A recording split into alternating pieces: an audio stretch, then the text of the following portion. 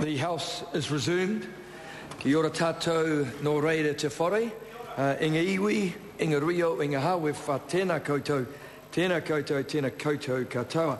Honourable members, prior to the House being suspended for the dinner break, we had the valedictory of the Honourable Member Sue Kedgley, and prior to that we were debating the video camera surveillance bill, temporary measures, and the National Party has the next call, so I invite the Speaker.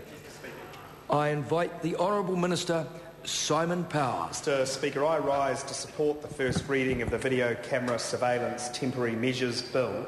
I want to use my time to address the suggestion made by members opposite that the alternative to this bill is to cut the relevant parts of the Search and Surveillance Bill out and paste them into a standalone bill.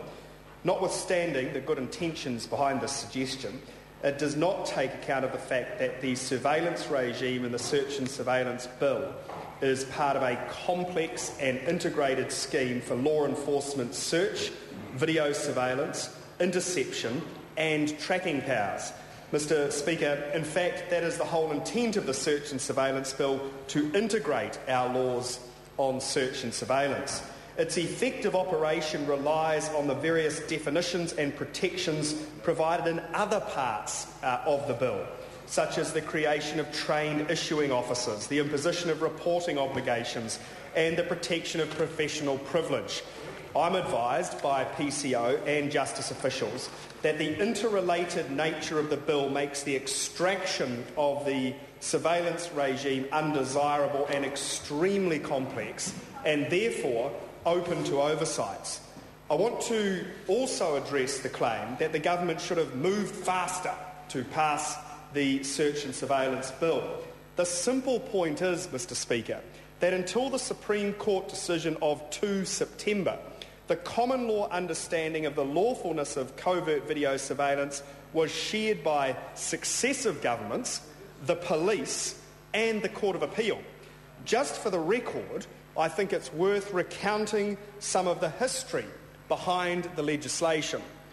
10 months after the Law Commission's report on search and surveillance powers in June 2007, the then Labor government announced its decisions to proceed with a bill in April 2008. At the time, Justice Minister Annette King noted the existing legislation, quote, is silent in relation to visual surveillance devices. Labor introduced the Search and Surveillance Powers Bill on 17 September 2008, notably the penultimate week before the House rose for the election.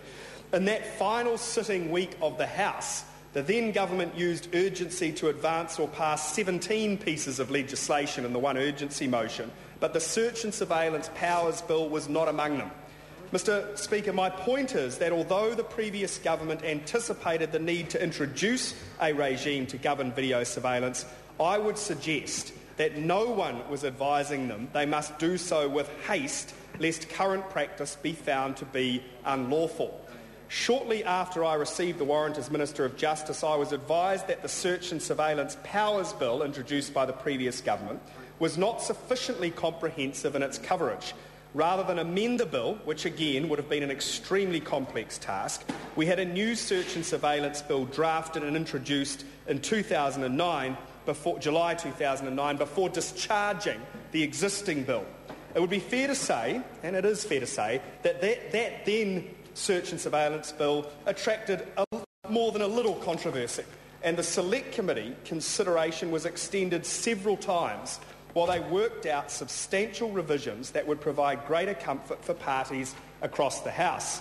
However, just before it was finally reported back in November last year, an incident involving the Serious Fraud Office's use of its production and examination powers to obtain information from a journalist opened up a new front for controversy.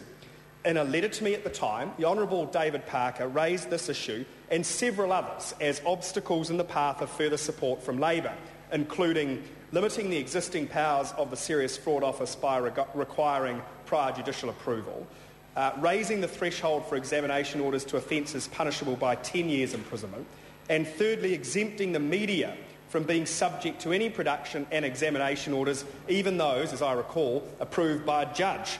These are complex issues that have merited further consideration, and we had to balance this against other government priorities for what has been a very truncated House timetable this year. Again, of relevance in these considerations was the fact that no one was telling the government that the current activities of the police were unlawful and therefore had to be remedied with haste.